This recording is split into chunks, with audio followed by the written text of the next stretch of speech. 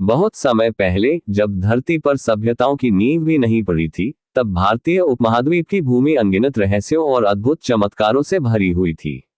विशाल हिमालय की बर्फीली चोटियों से लेकर दक्षिण के समुद्रों तक हर दिशा में प्रकृति अपनी पूर्णता में खिली हुई थी। नदियां निर्झरिणी की तरह बहती थीं, मानो वे देवताओं के आंसू हों जिन्हें उन्होंने मानव जीवन को पोषित करने के लिए बहा दिया हो। गंगा, यमुना, सरस्वती और सिंधु जैसी नदियां उस समय केवल जल की धाराएं नहीं थीं, बल्कि जीवन की वाहक थीं, जिनके किनारे प्राचीनतम बस्तियां जन्म ले रही थीं। लोग शिकार और संग्रह से धीरे धीरे खेती की ओर बढ़ रहे थे, मिट्टी की हंडियों में अन्न संग्रह करने लगे थे और जीवन को स्थिर रूप देने की कोशिश कर रहे थे। यह वह काल था जब हर सुबह सूरज की पहली किरण लोगों के लिए आशा लेकर आती थी।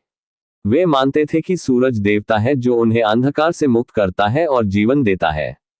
रात्रि का आकाश भी उनके लिए किसी पुस्तक से कम न था। तारों की चमक में वे भाग्य पढ़ते, आकाशगंगा को देखकर दिशा खोजते और चंद्रमा को अपनी कहानियों का साथी बनाते। उसी समय सभ्यता का बीज भारतीय धरती पर अंकुरित होने लगा था। सिंधु नदी के किनारे धीरे धीरे बस्तियां बसने लगी। लोग मिट्टी से बने घर बनाने लगे और उन घरों के आंगन में बच्चे खेलते हुए भविष्य की सभ्यता का सपना लिखते। वे लोग पशुपालन जानते थे, गाय, बैल और भैंस उनके साथी बन चुके थे। खेतों में वे जौ, गेहूं और चना बोते और धीरे धीरे समझने लगे कि भूमि केवल धूल नहीं, बल्कि जीवनदायिनी है। वे मिट्टी के बर्तनों पर सुंदर आकृतियां बनाते और उन आकृतियों में अपनी भावनाएं, अपने देवताओं और अपनी कल्पनाओं को उकेरते। धीरे धीरे समय बीता और सिंधु घाटी की सभ्यता का विस्तार हुआ। हड़प्पा और मोहनजोदड़ो जैसे नगर बसने लगे। इन नगरों की गलियां ईंटों से बनी होती, सीधी और सुव्यवस्थित। घरों में कुएं होते और नालियां इतनी व्यवस्थित थीं कि देखकर आज भी विद्वान चकित हो जाते हैं। लोग न केवल नगर योजना जानते थे, बल्कि स्वच्छता और व्यवस्था को भी महत्व देते थे। बाजारों में हलचल रहती, व्यापारी दूर दराज से वस्तुएं लाते, मोतियों के हार, तांबे के औजार, कपास के वस्त्र। ये भूमि उस समय भी विश्व व्यापार का केंद्र बनने लगी थी। उस युग के लोग धार्मिक थे। वे माता देवी की पूजा करते, जिन्हें वे जीवन देने वाली शक्ति मानते। वे शिव के आदि रूप पशुपति की मूर्तियां बनाते, जो योगमग्न अवस्था में पशुओं से घिरे दिखाई देते। उनके लिए धर्म और जीवन अलग नहीं था, बल्कि दोनों एक दूसरे के पूरक थे। प्रकृति उनके लिए मंदिर थी और हर वटवृक्ष उनके लिए देवता का रूप। हड़प्पा और मोहनजोदड़ो की सभ्यता ने दुनिया को चकित कर दिया, लेकिन समय का चक्र निरंतर बदलता है। नदियों का मार्ग बदला, जलवायु परिवर्तित हुई और धीरे धीरे यह महान सभ्यता विलुप्त होने लगी। किंतु यह अंत नहीं था, बल्कि एक नई शुरुआत का द्वार था। इसी भूमि पर वैदिक युग का उदय हुआ, जिसने भारतीय इतिहास को आध्यात्मिक ऊंचाई दी। जब वैदिक लोग इस धरती पर आए, वे अपने साथ जीवन की नई धारा लाए। वे घोड़े और रथ के स्वामी थे, उनके पास अग्नि की महत्ता थी और वे मंत्रों के द्वारा देवताओं को पुकारते थे। उनका जीवन सरल था, पर उनकी कल्पना अनंत। वे आकाश में गूंजते हुए मंत्रों के माध्यम से इंद्र, अग्नि, वरुण और मित्र जैसे देवताओं को आह्वान करते। वे मानते थे कि यह संसार केवल भौतिक नहीं, बल्कि आध्यात्मिक है और जीवन का उद्देश्य सत्य की खोज है। ऋग्वेद, सामवेद, यजुर्वेद और अथर्ववेद उनके ज्ञान का भंडार बने। इन ग्रंथों में केवल पूजा पाठ ही नहीं था, बल्कि जीवन का गहरा दर्शन छिपा था। ऋग्वेद के मंत्रों में प्रकृति की स्तुति थी, सूर्य की आराधना, वायु का गुणगान और अग्नि की महिमा। सामवेद ने इन मंत्रों को संगीत दिया, जिससे पूरा वातावरण मधुर हो जाता। यजुर्वेद ने अनुष्ठानों की विधियां दी और अथर्ववेद ने जीवन की व्यवहारिक समस्याओं का समाधान बताया। यह युग भारतीय सभ्यता को आध्यात्मिक गहराई देने वाला युग था। वैदिक लोग अपने गांवों में रहते, जहां कुटुंब सबसे बड़ी इकाई होती। उनका समाज स्त्रियों और पुरुषों दोनों को महत्व देता था। गागी और मैत्रेयी जैसी विदुषियां ज्ञान की गाथा गाती। सभा और समिति जैसे संस्थान उनकी राजनीतिक व्यवस्था का हिस्सा थे, जहां सब मिलकर निर्णय लेते। यह युग सामूहिकता और सहभागिता का युग था। लेकिन वैदिक युग केवल आध्यात्मिकता तक सीमित नहीं था। उन्होंने खेती को और उन्नत बनाया, लोहे का उपयोग करना सीखा और युद्धकला में निपुणता पाई। उनके रथ रणभूमि में दौड़ते और वे शौर्य को धर्म मानते। उनके लिए युद्ध केवल भूमि के लिए नहीं था, बल्कि धर्म और न्याय के लिए भी था।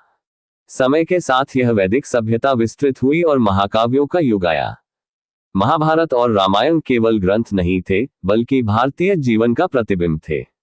रामायण में मर्यादा पुरुषोत्तम राम का आदर्श सामने आया, जिन्होंने धर्म के लिए वनवास स्वीकार किया और रावण जैसे अहंकारी राक्षस का वध किया। महाभारत में कुरुक्षेत्र की रणभूमि पर धर्म और अधर्म का संघर्ष हुआ, जहां श्री कृष्ण ने गीता का उपदेश देकर जीवन का परम सत्य बताया, कर्म ही धर्म है। इस प्रकार भारतीय इतिहास की गाथा आगे बढ़ती गई। ये भूमि केवल साम्राज्यों की नहीं थी, बल्कि विचारों और आदर्शों की भूमि थी। यहाँ ऋषियों ने ध्यान में लीन होकर वेदांत की गहराइयां खोजी, यहाँ राजाओं ने धर्म के आधार पर शासन किया, और यहाँ आम लोग प्रकृति के साथ संतुलन में जीते रहे। समय का चक्र निरंतर घूमता रहा। वैदिक काल और महाकाव्य काल की गूंज के बाद भारतीय इतिहास एक नए मोड़ पर पहुंचा।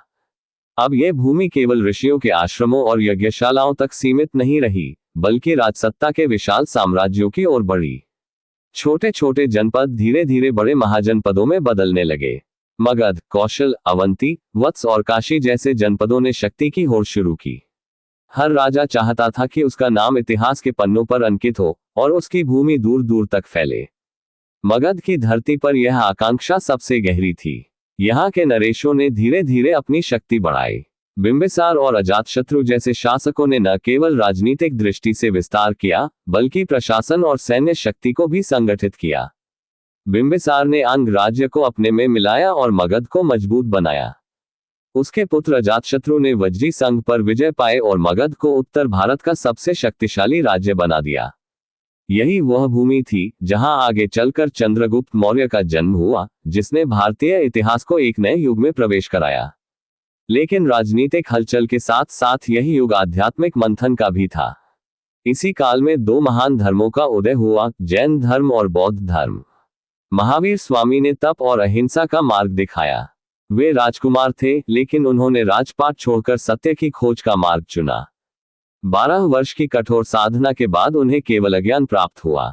उन्होंने सिखाया कि अहिंसा ही सर्वोच्च धर्म है और आत्मा का उद्धार संयम और सत्य के मार्ग से ही संभव है। इसी समय कपिलवस्तु के राजकुमार सिद्धार्थ ने भी मानव जीवन की पीड़ा को देखा। रोग, शोक और मृत्यु ने उनके हृदय को व्याकुल कर दिया। उन्होंने महलों का वैभव त्याग दिया और ज्ञान की खोज में निकल पड़े। बोधगया के पीपल वृक्ष के नीचे गहन ध्यान में लीन होकर वे गौतम बुद्ध बने। उन्होंने 4 आर्य सत्यों और अष्टांगिक मार्ग का उपदेश दिया। दुख है, दुख का कारण है, दुख का निरोध संभव है, और निरोध का मार्ग अष्टांगिक मार्ग है। बुद्ध के उपदेश ने समाज की आत्मा को छू लिया। लोग जिन्हें वैदिक यज्ञों की जटिलता कठिन लगती थी, उन्होंने इस सरल और करुणा प्रधान मार्ग को अपनाया। संघ की स्थापना हुई, भिक्षु और भिक्षुनियां दूर दूर तक बुद्ध का संदेश फैलाने लगे। सारनाथ की मृगदाव में उनका पहला उपदेश गूंजा और यह गूंज कालांतर में पूरे एशिया में फैल गई। भारत इस काल में केवल धर्म और दर्शन का केंद्र ही नहीं था, बल्कि ज्ञान और शिक्षा का भी। तक्षशिला और नालंदा जैसे विश्वविद्यालयों में हजारों विद्यार्थी अध्ययन करते थे। यहाँ चिकित्सा, गणित, खगोलशास्त्र और राजनीति का गहन अध्ययन होता था। विदेशी यात्री यहाँ आते, शिक्षा प्राप्त करते और भारत की महिमा को अपने देशों तक ले जाते। अब फिर से राजनीतिक धरातल पर लौटे तो चंद्रगुप्त मौर्य का प्रादुर्भाव हुआ। चंद्रगुप्त एक साधारण कुल का युवक था, लेकिन उसमें अद्भुत पराक्रम और नेतृत्व क्षमता थी। आचार्य चाणक्य, जिन्हें कौटिल्य या विष्णुगुप्त भी कहा जाता है, ने उसमें भारत को एकजुट करने का स्वप्न देखा। चाणक्य स्वयं एक महान विद्वान, राजनीतिज्ञ और रणनीतिकार थे। उन्होंने अर्थशास्त्र की रचना की, जिसमें राज्य संचालन, अर्थव्यवस्था, कूटनीति और युद्धनीति का विस्तृत विवेचन था। चाणक्य ने चंद्रगुप्त को प्रशिक्षित किया और नंद वंश की सत्ता को समाप्त कर मौर्य साम्राज्य की नींव रखी। चंद्रगुप्त ने ग्रीक सेनापति सेल्यूकस निकेटर को हराकर सिंधु क्षेत्र तक अपना साम्राज्य फैलाया। सेल्यूकस ने पराजित होकर अपनी पुत्री का विवाह चंद्रगुप्त से किया और उपहार में अराक, हेरात और काबुल जैसे क्षेत्र दिए। इस प्रकार मौर्य साम्राज्य विशाल रूप लेने लगा। चंद्रगुप्त का पोता अशोक महान भारतीय इतिहास की धारा में अमिट नाम है। प्रारंभ में वह कठोर और युद्धप्रिय था। कलिंग युद्ध में उसने अपार रक्तपात देखा, हजारों सैनिक और निर्दोष लोग मारे गए। इस भयावह दृश्य ने उसके हृदय को बदल दिया। उसने शस्त्र त्याग दिए और बौद्ध धर्म को अपनाया। अशोक ने अहिंसा और धर्म के मार्ग को अपनाकर अपने साम्राज्य को नैतिकता पर आधारित किया। उसके आदेश शिलालेखों और स्तंभों पर अंकित किए गए, जिन्हें आज भी भारत के विभिन्न भागों में देखा जा सकता है। इन शिलालेखों में उसने धर्म, सहिष्णुता, दया और करुणा का संदेश दिया। अशोक ने केवल भारत में ही नहीं, बल्कि श्रीलंका, म्यांमार, थाईलैंड और चीन तक बौद्ध धर्म का प्रचार कराया।